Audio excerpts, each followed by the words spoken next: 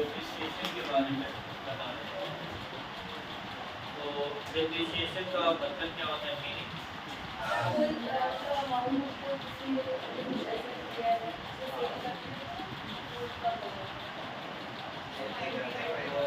Reduction in value, reduction in value of fixed assets.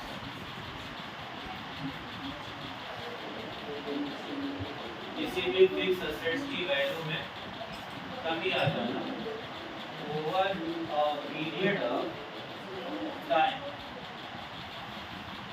एक समय के बाद। यही हुआ डेप्रिसिएशन का मतलब।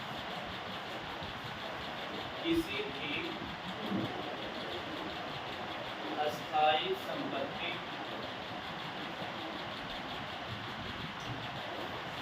के मूल्य में एक वित्तीय वर्ष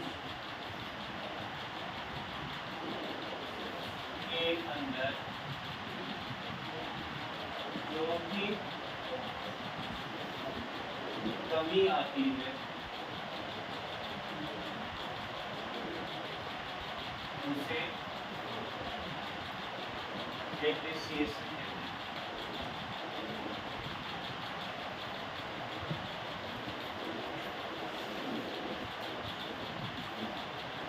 तो यह डेप्रिसिएशन का मतलब हो गया कि किसी भी अस्थायी संपत्ति के मूल्य में जो एक वित्तीय वर्ष में कमी आती है उसको डेप्रिसिएशन कहते हैं। जैसे आपने कोई लैपटॉप लिया, 1 साल यूज किया, 6 महीने यूज किया, और जब आप उसे सेल करेंगे तो जितने में आपने खरीदा था उतने में नहीं सेल होता, मतलब कम में बिकता है। तो जो वैल्यू कम लगती है ना, वही डेप्रिसिएशन होता है। तो बिजनेस में कितने तरह के असेट्स यूज होते हैं, जैसे light, TV, computer, furniture, fan, ये सब असेट्स हैं। तो जब आप उनका उपयोग करेंगे व्यापार में तो धीरे धीरे उसकी वैल्यू कम होती जाएगी। तो डेप्रिसिएशन उसी को बोलते हैं। और डेप्रिसिएशन की एक एक्सपेंस है। देखो, बिजनेस में 2 तरह के खर्चे होते हैं। एक्सपेंसेस 2 तरह के होते हैं। एक होता है कैश एक्सपेंस, जिसमें पैसा जाता है, और दूसरा नॉन कैश एक्सपेंस। इसमें क्या होता है कि असेट्स की वैल्यू, असेट्स की जो वैल्यू होती है वो कम हो जाती है। जैसे कंप्यूटर आपका 40,000 का है, 1 साल बाद 35,000 का हो गया, तो जो 5,000 रुपये की कमी आई वो नॉन कैश एक तरह का एक्सपेंस है। जो खर्चा होता है वो दिखाई तो नहीं दे रहा, बल्कि लेकिन आपकी असेट्स की वैल्यू। उसी तरीके से कैश भी एक असेट्स है, कैश भी एक असेट्स है, बिल्कुल कंप्यूटर की तरह। लेकिन कैश में क्या है, लिक्विड है। तो जब हम कैश पेड करते हैं तो हमारा उतना कैश जो है कम हो जाता है, डिक्रीज होता है। तो ये हमें विजिबल होता है, मतलब दिखता रहता है। तो ये जो दिखता है खर्चा, तो वो हमें एक्सपेंस लगता है। जो चीज़ें खर्चा होते हुए नजर आए ना, मतलब पैसा घटते हुए नजर आए, तो वो आपको लगता है, एहसास होता है कि ये बिजनेस का खर्चा है। लेकिन बिजनेस में बहुत सारे और भी खर्चे होते हैं जो कैश के फॉर्म में नहीं होते, नॉन कैश के फॉर्म। इससे भी आपकी कहीं ना कहीं वैल्यू कम हो जाती है, तो उसको बोलते हैं नॉन कैश एक्सपेंस। तो डेप्रिसिएशन भी ऐसा ही है, कैसा है, नॉन कैश एक्सपेंस। और आप जानते हैं कि एक्सपेंस को क्या किया जाता है, डेबिट किया जाता है, और सारे एक्सपेंस किस अकाउंट से रिलेट करते हैं, नॉमिनल अकाउंट। इसका मतलब डेप्रिसिएशन बिजनेस में होने वाला एक रेगुलर एक्सपेंस है, जैसे सैलरी है, रेंट है, वैसे ये भी होता है। बट ये महीने महीने में नहीं होता, साल में एक बार होता है। हम साल भर में एक बार इसकी वैल्यू को कैलकुलेट करते हैं और उसे ईयर एंड एडजस्टमेंट करते हैं और एक एंट्री पास कर देते हैं। तो डेप्रिसिएशन भी बिल्कुल सैलरी रेंट की तरह से ही बिजनेस का एक एक्सपेंस है। बस फर्क ये है कि वो कैश एक्सपेंस होता है सैलरी और रेंट, और डेप्रिसिएशन एक नॉन कैश। दोनों ही खर्चे से व्यापार की असेट्स पर इफेक्ट पड़ता है। बट ये जो दिखता है उसे हम विजिबल होता है, तो में इसका हमें ये फील होता है, दिखता है, और ये नॉन विजिबल होता है, ये हमें दिखाई नहीं दे रहा। भाई कंप्यूटर तो उतना ही बड़ा है जितना बड़ा आपने उसे खरीदा था। जो आपने कंप्यूटर खरीदा था वो बिल्कुल उतना ही बड़ा है, बट उसकी वैल्यू जो है कम होती जा रही है, उसको बोलते हैं नॉन कैश। अब ये जो नॉन कैश एक्सपेंस है, तो समझ गए कि डेप्रिसिएशन एक एक्सपेंस है। तो जो मैचिंग कॉन्सेप्ट हम लोग पढ़ते हैं, तो मैचिंग कॉन्सेप्ट हम लोग को बताता है कि एक फाइनेंशियल ईयर से रिलेटेड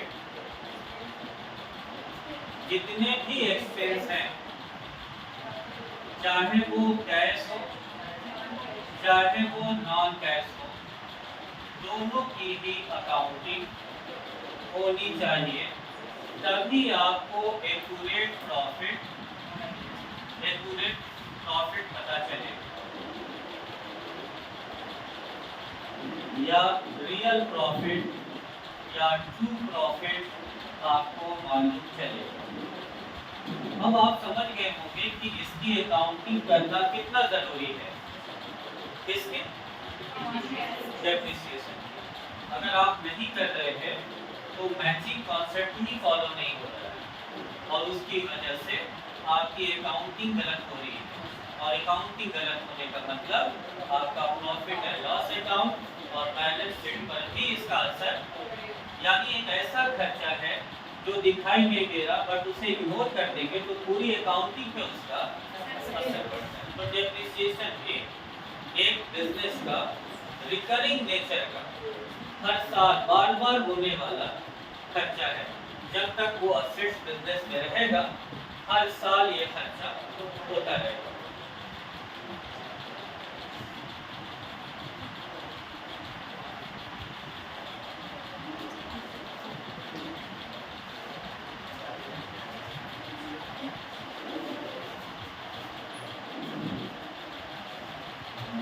अब इसके बाद हम लोग समझते हैं कि डेप्रिसिएशन लगता किस पे है। तो हमने आपसे कहा कि ये असेट्स पे लगता है, यानी संपत्ति। तो असेट्स भी तो कई तरह की होती है। एक फिक्स होता है, फिक्स असेट्स, एक करेंट असेट्स, और एक इन्वेस्टमेंट। इन्वेस्टमेंट भी एक असेट्स है। अब जो फिक्स असेट होता है वो दो तरह का होता है, टांजिबल होता है और टांजिबल और इनटांजिबल। टांजिबल से मतलब है कि हम उसे टच कर सकते हैं, देख सकते हैं, इसका एक भौतिक आकार होता है। जैसे कंप्यूटर है, तो ये एक टांजिबल असेट्स है, इसी पर डेप्रिसिएशन लगता है। टांजिबल जो इनटांजिबल होता है, जैसे गुडविल, ट्रेडमार्क, पेटेंट्स और बहुत सारे कॉपीराइट्स, ये सब इसकी भी वैल्यू घटती बढ़ती है। तो अगर इसकी वैल्यू कम होती है तो इसको एमोर्टाइजेशन बोला जाता है, यानी डेप्रिसिएशन वर्ड नहीं यूज किया जाता है। तो हम डेप्रिसिएशन की जब बात कर रहे हैं तो फिक्स असेट्स में किसकी बात कर रहे हैं? ट्रांजिबल पे, और अगर इन चीजों पे डेप्रिसिएशन लगे तो उसे आप डेप्रिसिएशन ना बोल के एमोर्टाइजेशन बोलेंगे। करंट असेट्स का मतलब होता है कि it can be realised up to 1 year, यानी जो 1 वर्ष में प्राप्त हो जाए। मतलब कहने का ये कि ये बहुत ज्यादा दिन तक नहीं चलता है, और इसकी सबसे बड़ी बात ये है कि there is change in value of assets. इसकी संपत्ति में हमेशा बदलाव होता रहता है। जैसे कैश है, ये घटता और बढ़ता रहता है। स्टॉक है, ये भी आपका कभी बढ़ जाता है और कभी नहीं बढ़ता। तो करेंट असेट्स की खासियत ये है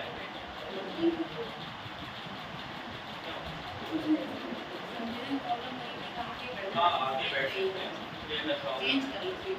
अगर वो थोड़ा सा है ना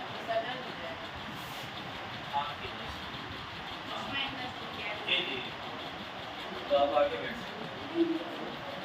तो फिक्स एसेट्स पर डेप्रिसिएशन लगता है, लेकिन फिक्स एसेट्स में किस पर? ट्रांजिबल पे, इंटैंजिबल पे नहीं लगता। इंटैंजिबल पे भी लगता है, लेकिन उसको डेप्रिसिएशन ना बोल के एमोर्टाइजेशन बोलते हैं। और करंट एसेट्स वो होता है जो हमें 1 साल में प्राप्त हो जाता है और इसका कोई फ्यूचर बेनिफिट नहीं होता, इसलिए डेप्रिसिएशन इस पर नहीं लगता। और इस पर इसलिए लगता है क्योंकि इसका फ्यूचर बेनिफिट होता है। फिक्स एसेट्स का मतलब ही यही है कि इसका बेनिफिट 1 साल से ज़्यादा मिलेगा, और ये अप टू 1 ईयर में ही एक्सपायर हो जाता है। और इन्वेस्टमेंट की बात करें तो इन्वेस्टमेंट का मतलब होता है कि आपने कोई पैसा लगाया है और ताकि आपको फ्यूचर में रिटर्न मिले, यानी वो आपके बिजनेस में यूज नहीं होता है, अदर देन बिजनेस यूज होता है, और ज़्यादातर सिक्योरिटी के फॉर्म में होता है। सिक्योरिटी के फॉर्म का मतलब एफडी करा लिया, एलआईसी करा लिया, बॉन्ड्स खरीद लिया, म्यूचुअल फंड खरीद लिया, किसी कंपनी का शेयर खरीद लिया। तो ये सब जो आपका इन्वेस्टमेंट है वो भी एक असेट्स है, और फ्यूचर में आपको बढ़ के ही मिलेगा और घट के भी मिल सकता है। वैल्यू कम ज़्यादा होती है, इन्वेस्टमेंट में लॉस भी हो सकता है, बट इस पर डेप्रिसिएशन नहीं लगता क्योंकि ये बिजनेस में यूज नहीं होता, अदर देन बिजनेस। और मैंने कहा कि इस पर इसलिए नहीं लगता क्योंकि इसकी वैल्यू ही स्थिर नहीं है, मतलब इसकी वैल्यू हमेशा घटती बढ़ती रहती है। सिर्फ यही एक चीज़ है कि एक बार आपने मशीन खरीद लिया तो उसकी वैल्यू फिक्स है, 50,000 है, अब वो धीरे धीरे घटती ही चली जाएगी, बढ़ेगी नहीं। तो इसलिए डेप्रिसिएशन से टैंजिबल असेट्स पर लगता है। थर्ड है इन्वेस्टमेंट। इन्वेस्टमेंट में खास तौर से सिक्योरिटी, सिक्योरिटी उसको बोलते हैं जो पेपर के फॉर्म में इन्वेस्टमेंट होता है। जैसे अगर आप बैंक में एफडी कराएंगे तो आपको क्या मिलेगा? पेपर ही मिलेगा कि आपने बैंक में इन्वेस्टमेंट किया हुआ, यही प्रूफ होगा। एलआईसी करेंगे तो आपको कुछ मिलता नहीं है, तो एक आपको पेपर मिलता है, वो एक लीगल पेपर होता है, अथॉरिटी होता है कि आपने किसी संस्था को पेमेंट किया है और वो संस्था आपको एक फिक्स रेट से इंटरेस्ट, डिविडेंड या कोई भी पेमेंट आपको रिटर्न के फॉर्म में देगी, तो वो इन्वेस्टमेंट होता है। तो इन्वेस्टमेंट पे नहीं लगता। ऐसे ही गोल्ड भी लोग इन्वेस्ट करते हैं, ज़मीन में भी लोग लैंड बिल्डिंग खरीदते हैं, बेचते हैं। तो किसी भी फॉर्म में हो उस पर डेप्रिसिएशन बिल्डिंग में तब लगेगा जब बिल्डिंग का बिजनेस में यूज होगा, हमेशा फिक्स एसेट्स का मतलब है कि जो बिजनेस में यूज हो रहा है और जिसका फ्यूचर बेनिफिट है, इसीलिए डेप्रिसिएशन हमेशा फिक्स एसेट्स पर लगता है।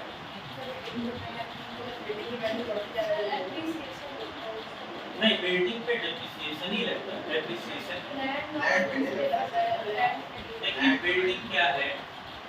बिल्डिंग का मतलब मकान होता है और लैंड का मतलब जमीन होता है, दोनों में बहुत फर्क है। जो मकान होता है वो जमीन के ऊपर बना होता है, तो वैल्यू जमीन की बढ़ती है मकान की।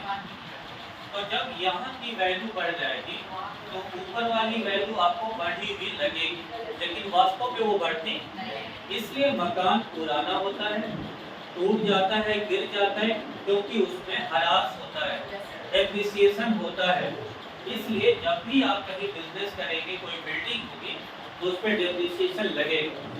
लेकिन जो लैंड होगा उस पर डेप्रिसिएशन नहीं लगेगा, क्योंकि वो नेचुरल होता है। देखिए, जो चीजें नेचुरल होती हैं, मतलब गॉड गिफ्टेड होती हैं, उस पर डेप्रिसिएशन वैसे भी नहीं लगता है। जैसे लैंड ह्यूमन बीइंग को क्रिएट नहीं करता, तो इस पर डेप्रिसिएशन नहीं लगता। बिल्डिंग करता है ह्यूमन बीइंग के लिए, लैंड के ऊपर उस पर लगता है। और इसका जो लाइफ है ना, वो अनलिमिटेड है ना। बट बिल्डिंग की एक लाइफ होती है, तो बिल्डिंग पे लगता है। दूसरा है प्लांट। प्लांट का मतलब पेड़ पौधों से है, तो वो भी नेचुरल है। और पेड़ पौधे भी कितने ही महंगे होते हैं। अब जैसे चंदन का एग्जाम्पल ले लें, एक वृक्ष, एक पेड़ ही बहुत कॉस्टली होता है, तो उस पर भी डेप्रिसिएशन अगर सोचे तो लगना चाहिए, क्योंकि वो एक असेट है आपकी और फ्यूचर बेनिफिट भी है। बट वो नेचुरल है, और नेचुरल चीजें किसी की भी असेट्स, वो सबकी असेट्स होती हैं। जो गॉड गिफ्टेड चीजें होती हैं उस पर किसी का अधिकार नहीं होता, सबका अधिकार होता है। इसलिए ये भी आपकी निजी प्रॉपर्टी नहीं है, ये भी आपकी निजी प्रॉपर्टी नहीं। भले ही आपने उगाया है, आपके खेत में लगा है, वो आपके लिए संपत्ति है, बट आप उसे डेप्रिसिएशन नहीं चार्ज कर सकते। इसी तरीके से लाइव स्टॉक होता है। देखिए, स्टॉक हम लोग दो यूज करते हैं, मतलब सामान दो तरह का करते हैं, एक लाइव और एक डेड। और ज्यादातर हम डेड ही यूज करते हैं। जितना सामान आप देख रहे हैं सब डेड है, उसमें जान नॉन लिविंग है। तो जो मार्केट में सामान बिक रहा है वो सब डेड गुड्स है। लेकिन क्या मार्केट में लाइव गुड्स का व्यापार नहीं होता ही। बर्ड्स है, एनिमल्स है, उसकी पोल्ट्री फार्म होती है, पोल्ट्री फार्म, तो इस तरह का तो व्यापार लोग करते ही हैं। फिशरी होता है, फ्लोरिकल्चर होता है, हार्टिकल्चर होता है। तो एग्रीकल्चर के इतने सारे फॉर्म्स होते हैं और बिजनेस के लिए होता है। तो कोई आदमी मान लीजिए बफेलो रखता है, तो वो उसके लिए असेट्स, उसका फ्यूचर बेनिफिट है, उससे रिवेन्यू जनरेट होता है मिल्क के फॉर्म में। तो वो भी एक दिन धीरे धीरे ओल्ड होता है, उसका वैल्यू कैपेसिटी घटता है, तो डेप्रिसिएशन तो लगना चाहिए, लेकिन नहीं लगता है। कारण ये है वो नेचुरल प्रोडक्ट है, तो उस पर भी नहीं लगता है।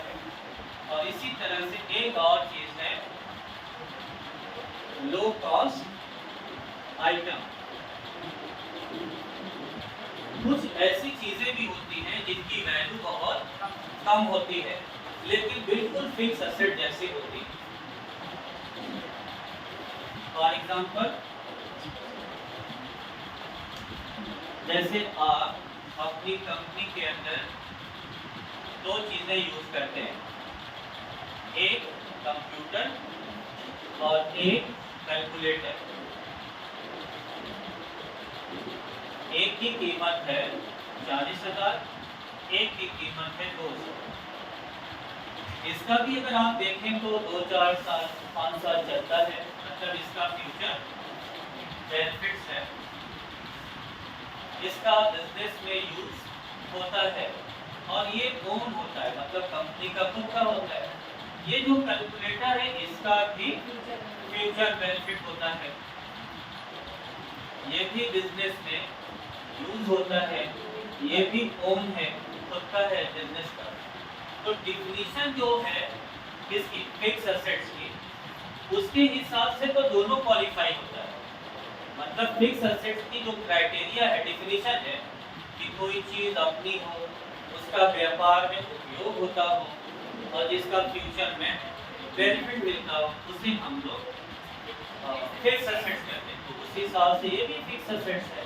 कैलकुलेटर भी खराब नहीं होता है, काफ़ी चलता रहता है, लेकिन इसकी वैल्यू इतनी लो है कि इसे एसेट्स ना मान के एक्सपेंस मान लिया जाता है। इसी वजह से इस पर डिप्रिसिएशन नहीं लगता, क्योंकि हम इसे एसेट्स मानते ही नहीं हैं।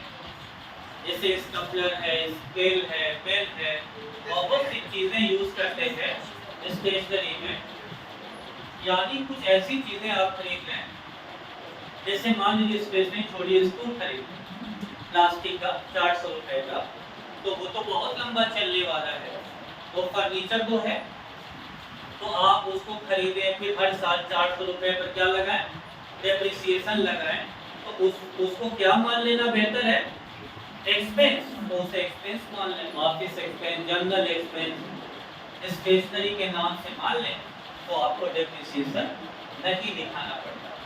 तो ये ध्यान रखिएगा कि बहुत सी चीज़ें फिक्स एसेट जैसे लगेंगी, लेकिन फिर भी डेप्रिसिएशन नहीं लगता।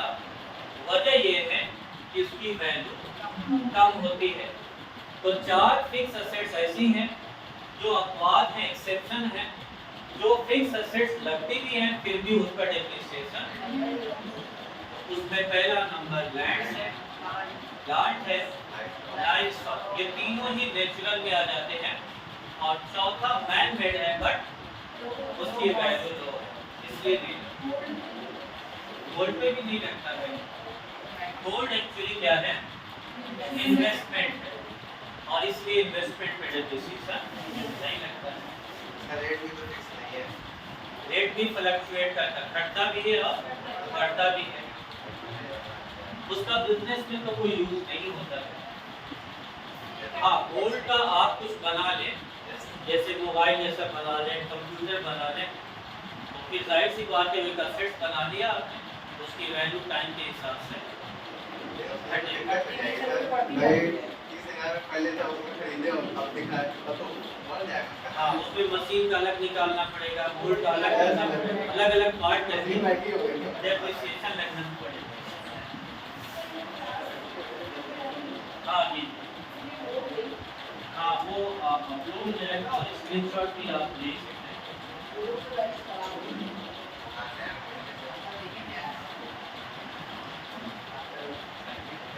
अब इसके बाद हम लोग आ जाते हैं कि डेप्रिसिएशन आखिर लगाते क्यों। रिवेन्यू, जो चीज़ें हर साल बार बार वो रिवेन्यू और फिक्स एसेट्स पर लगता है। तो फिक्स एसेट्स तो आपका कैपिटल एक्सपेंडिचर है जो आपने खरीदा, बट उस पर जो डेप्रिसिएशन लगेगा वो रिवेन्यू हो जाएगा, और वही रिवेन्यू धीरे धीरे फिक्स एसेट्स को खत्म कर देगा और दोनों बराबर हो जाएंगे। तो फिक्स एसेट कैपिटल एक्सपेंडिचर का मतलब वो चीज़ें जिनका फ्यूचर बेनिफिट है, और रिवेन्यू का मतलब ये है कि जो बार बार होता है। तो जब बार बार खर्चा होगा तो फिक्स वाली ही वैल्यू क्या होगी, धीरे धीरे खत्म हो जाएगी, कम हो जाएगी, और एक बार एक जीरो भी है उसकी वैल्यू हो जाएगी। अब उसके बाद कॉजेज ऑफ डेप्रिसिएशन।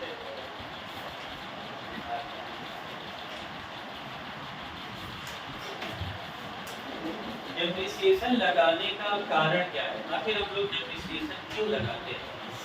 तो सबसे पहला और मुख्य कारण है वियर एंड टियर, जिसको बोलेंगे और मतलब कोई चीज़ खराब हो जाती है, पुरानी हो जाती है, घिस जाती है, तो उसकी वैल्यू उतनी नहीं रहती जितनी वो नहीं रहती। इस वजह से उसको वियर एंड और कोई भी चीज़ आप ले लो तो वो धीरे धीरे वियर एंड टियर की वजह से खराब हो जाता है। नोट भी है, सिक्का भी है, देखो वो धीरे धीरे चलते चलते पॉलिश उसकी खत्म हो जाती है। फूट फूट का मतलब वो गिर जाए, टूट जाए, अलग अलग हो जाए, ये जरूरी नहीं है। हाँ, उसमें जो भी कमी आ जाए, तो उस एसिड में जो भी कमी आ जाए, जैसे मोबाइल ही चलाते हैं तो शुरू में स्पीड से चलता है, फिर धीरे धीरे उसकी स्पीड, तो वो वियर एंड टियर का मतलब यूज करने के कारण उसके अंदर डिफेक्ट आ जाता है, कमी आ जाती है, उसकी परफॉर्मेंस कम हो जाती है, तो ये इसका मतलब है। दूसरा कारण है passes of time. Passes of time का मतलब है कि हर चीज की एक लाइफ है। जो भी चीज है दुनिया में उसकी एक लाइफ है और वो उतने ही दिन तक चलेगी, फिर उसके बाद एक्सपायर हो जाएगी। लेकिन हमें ये नहीं मालूम होता कि कौन सी चीज कितने दिन चलेगी, तो हम अनुमान लगाते हैं, उसको बोलते हैं एस्टिमेटेड लाइफ। तो हम मान लेते हैं कि फर्नीचर है तो 10 साल चलेगा, 10 साल। तो इसका मतलब अगर हम किसी चीज को 100 मान लें और 10 साल चलेगा तो 10 से डिवाइड कर दें, इसका मतलब 10% डिप्रिसिएशन हर साल लगा सकते हैं। अगर हमें मालूम होता कि ये फर्नीचर बस 5 ही साल चलने वाला है तो 5 से डिवाइड कर दें तो 10 की जगह डिप्रिसिएशन, तो जो डिप्रिसिएशन का रेट होता है वो टोटली डिपेंड करता है उसकी। तो कोई भी चीज है एक दिन तो वो एक्सपायर हो जाएगी और हो जाएगी तो उसकी जगह पे आपको नई असेट्स, उससे भी उसकी वैल्यू क्या होती है, कम हो जाती है। कोई भी चीज, लाइसेंस ले लीजिए, लाइसेंस खत्म होगा फिर रिन्यूअल कराना पड़ेगा। फ्रेंचाइजी ले लीजिए, टाइम खत्म हो जाएगा फिर रिन्यूअल कराना पड़ेगा। पेटेंट्स ले लीजिए, पेटेंट का एक राइट होता है, एक्सपायर्ड हो जाएगा।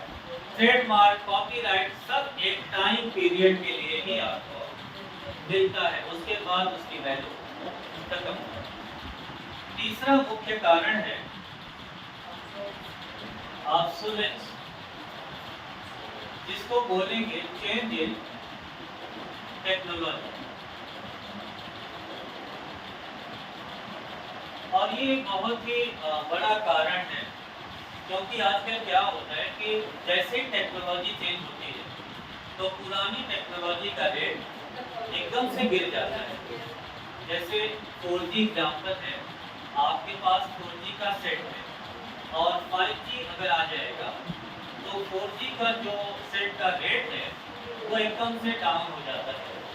और ये आप मान के चलिए कि किसी भी बिजनेस में हमेशा कुछ न कुछ नया आता रहता है, तो जो पुरानी चीज़ें होती हैं उनकी वैल्यू, तो ये भी एक वजह है जिसकी वजह से पुरानी असेट्स की वैल्यू कम हो जाती है। ये तीसरा मुख्य कारण है। और चौथा है एग्जॉस्टेंस। एग्जॉस्टेंस का मतलब होता है एक्सपायर्ड हो जाना।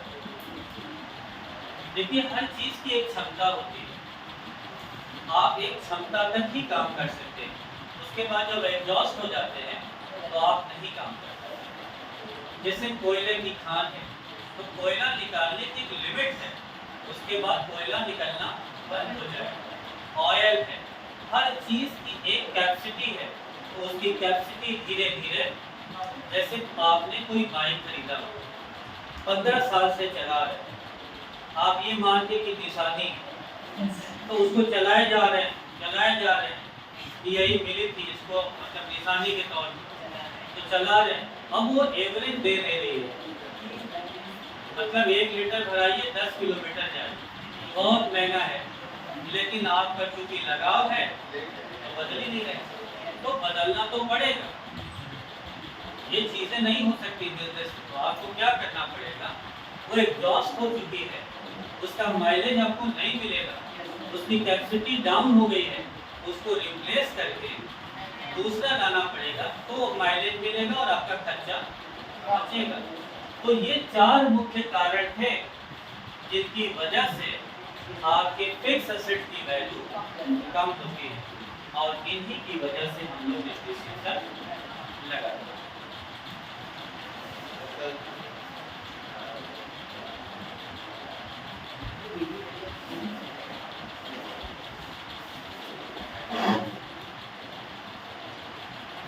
उसके बाद डेप्रिसिएशन की जरूरत क्यों है, आखिर हम डेप्रिसिएशन पर एंट्री क्यों सीख रहे हैं, डेप्रिसिएशन की अकाउंटिंग क्यों करना चाहते हैं। तो लिखेंगे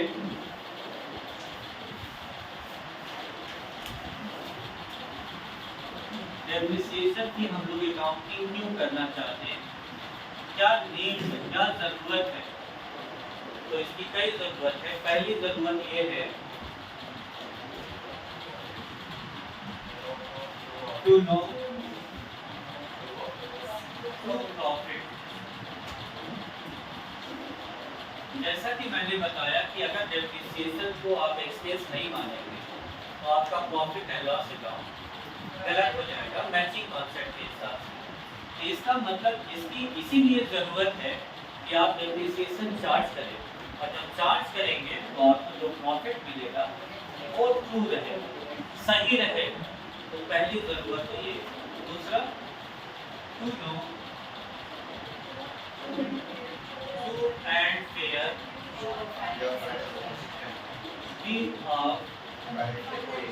फाइनेंशियल पोजीशन।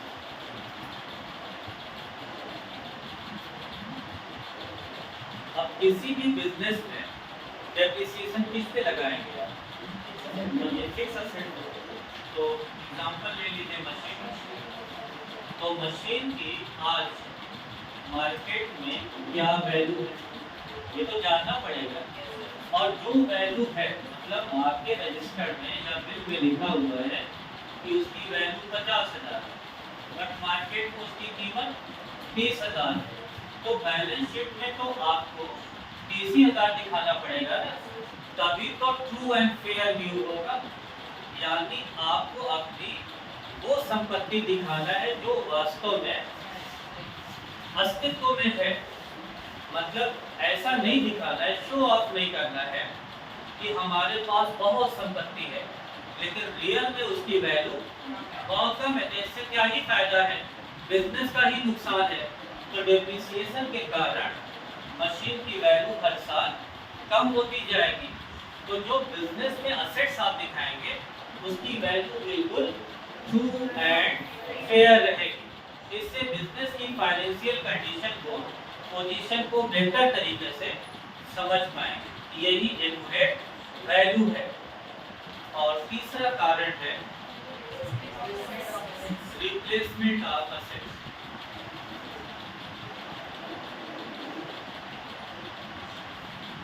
अब कोई भी आप असेट्स ले लो तो जिंदगी भर तो नहीं चलेगी, आप बिजनेस चलता रहेगा।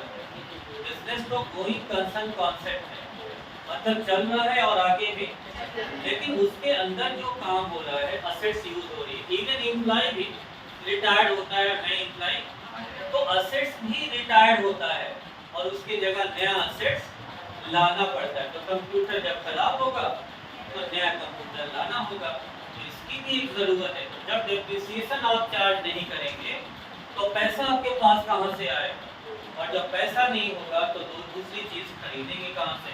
तो डेप्रिसिएशन इसलिए भी जरूरी है ताकि आप नई असेट्स को खरीद सकें, पुरानी को हटा सकें। इसलिए भी डेप्रिसिएशन की अकाउंटिंग करते हैं। फिर मैचिंग कॉन्सेप्ट।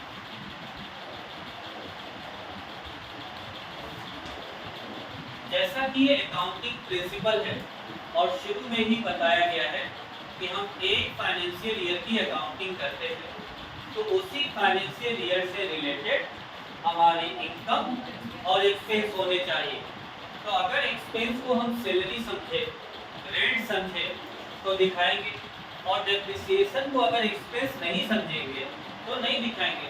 तो इससे हमारी पूरी अकाउंटिंग गलत हो जाएगी। तो मैचिंग कॉन्सेप्ट कहता है कि कैश और नॉन कैश, इसमें डेप्रिसिएशन भी आता है, दोनों की अकाउंटिंग करें और दोनों को ही प्रॉफिट एंड लॉस अकाउंट में दिखाएं, तो पता चलता है कि ये है डेप्रिसिएशन अकाउंटिंग की नीड्स। जिसकी वजह से हम डेप्रिसिएशन चार्ज करते हैं। To know true profit, to know true and fair view of financial position, next replacement of assets और लास्ट बैलेंसिंग। जब आप डेप्रिसिएशन को चार्ज करेंगे तो इसके लिए कौन से फैक्टर्स हैं जिनमें आप जानेंगे तो ही एक्यूरेट डेप्रिसिएशन लगा पाए। तो 3 फैक्टर्स हैं जिनको अगर आप जान जाएंगे तो किसी भी असेट्स पर डेप्रिसिएशन लगा दें। सबसे पहली चीज क्या जानना होगा, कॉस्ट ऑफ फिक्स्ड। और ये तो मालूम ही रहेगा आपको जब खरीदेंगे तो कितने का खरीदा है, तो ये पता हो गया। दूसरी चीज क्या मालूम करनी है, एस्टिमेटेड यूजफुल लाइफ।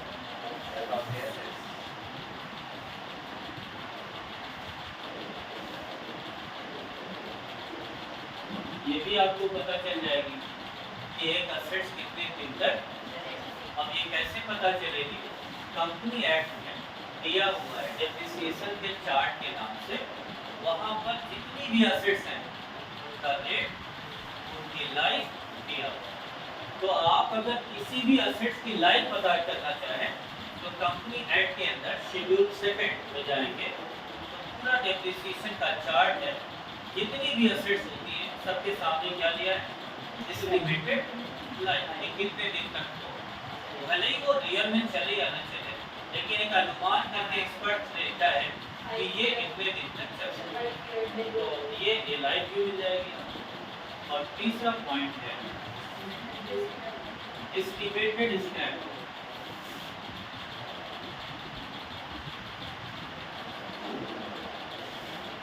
स्क्रैप का मतलब जब कोई असेट्स यूजलेस हो जाए, नॉन परफॉर्मिंग असेट्स जो अब वर्किंग में नहीं है, जिनका आपको इस्तेमाल नहीं हो सकता, उसको स्क्रैप होता है। और उसे हम क्या करते हैं, सेल कर देते हैं।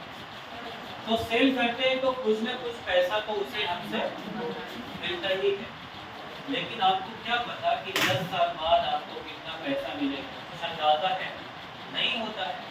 तो अंदाजा लगा सकते हैं, एस्टिमेट कर सकते हैं कि कितना। तो एक रूल है इनकम टैक्स का कि किसी भी असेट का 5% आप स्क्रैप वैल्यू मान सकते हैं।